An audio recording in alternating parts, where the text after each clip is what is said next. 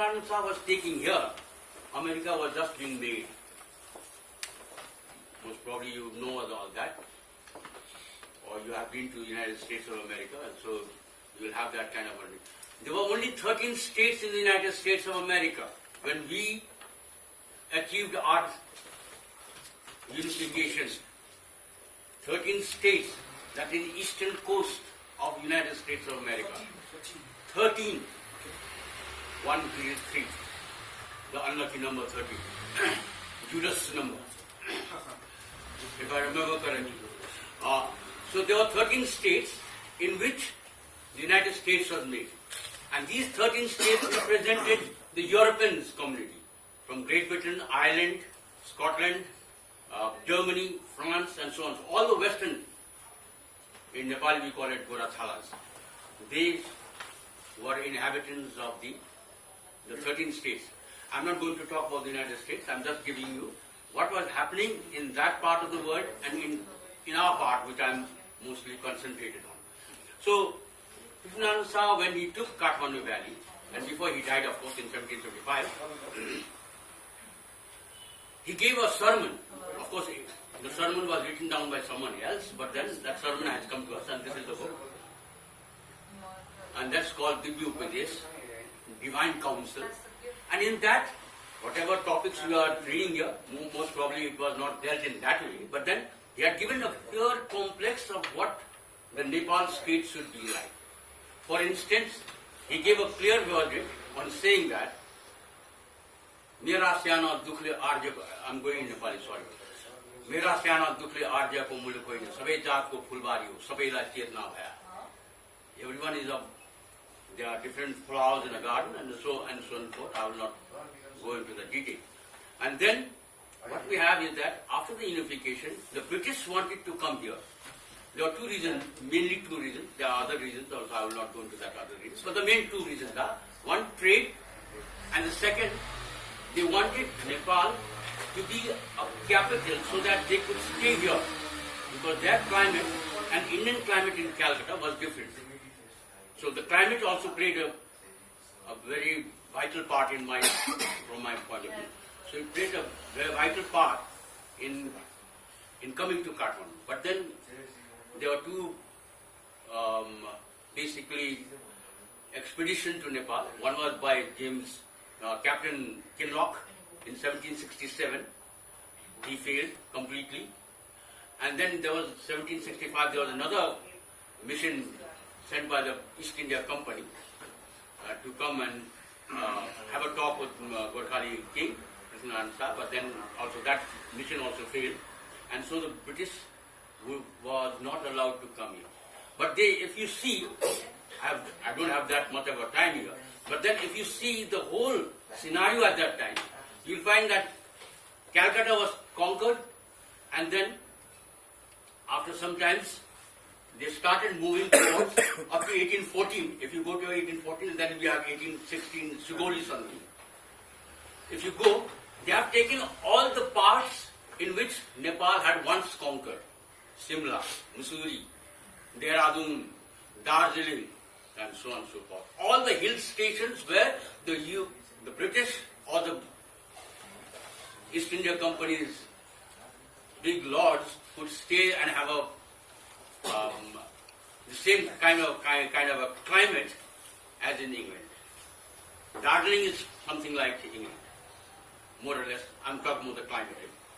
And secondly, Simla, Mussoorie, and they were all made the capital. Calcutta's capital was Darjeeling. Simla was the capital when Delhi was taken in 1857.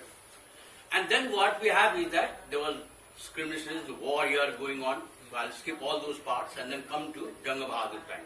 Now, Janga Bahadur was the real architect of having Bardia, Banke, Bardia, Kailali, Kanchanpur. These four places was given to him as a respect to his contribution made in 1857 Sipahi Mutiny of India. Now, Janga Bahadur, I think he asked a question in the first session. He asked a question that little knowledge is a dangerous thing, I think. You asked me that question. Janga Bahadur didn't know how to write also. He used to write Jange, that's all he knew. And just to give you an information, if you know history, Janga Bahadur had only around 5 to 10 minutes supposed to have a meeting with Queen Victoria.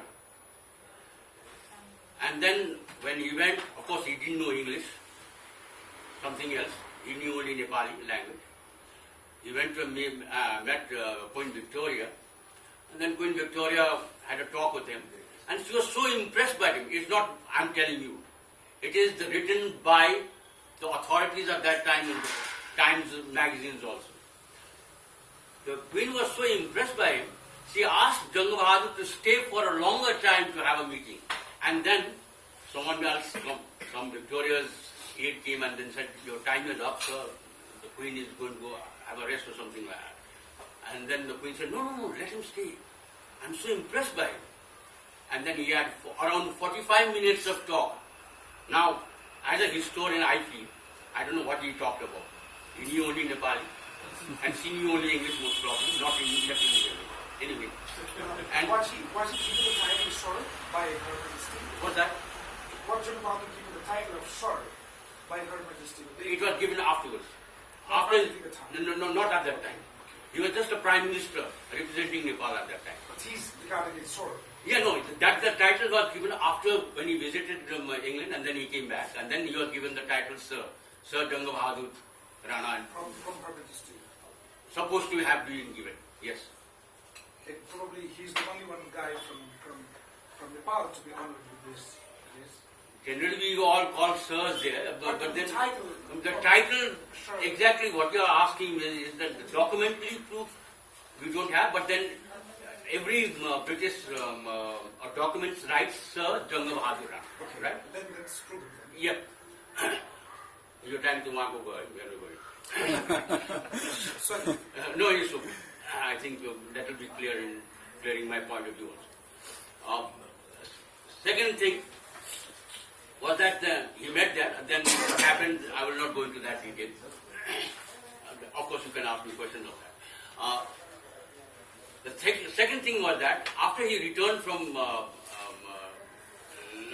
London, what he found that I'm going to now social, what kind of a hindrance did he face once he returned to Kathmandu? First of all, he visited all the religious places in India and gave them the authority that only Nepalese should be entertained by you. So that's why up to now, today also, we have Lal Pandas. Most probably Survat will tell you more about that than me, because he visits all these religious places. There are Lal Pandas, I don't know whether they do it now or not, but then every Nepalese who is to go to Banaras or any holy places, Nepalese were given the first priority to visit that temple. And it was Janga Bahadur who visited all these temples and gave them the authority that you should entertain the Nepalese first and then only your people. And that is still in existence, whether you go to any part of India where the religious rites are done, number one.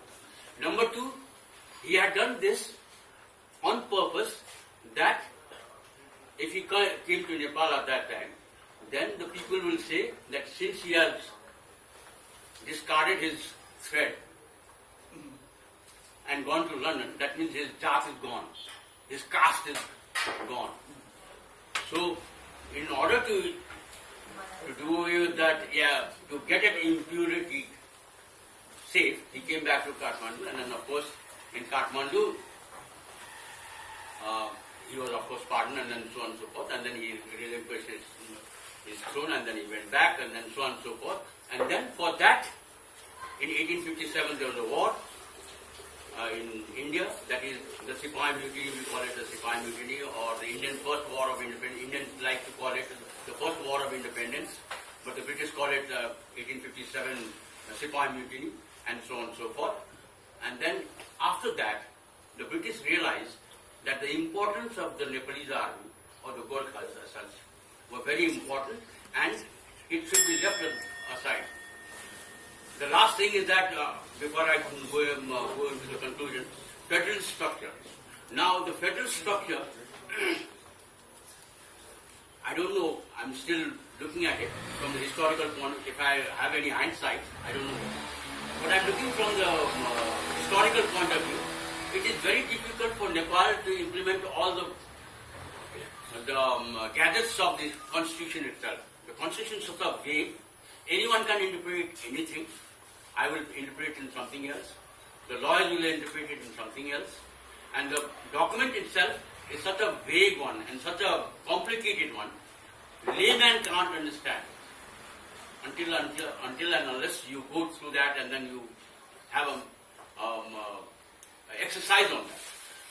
The second thing is that federal structure, why do we need a federal structure first? We never went into a debate.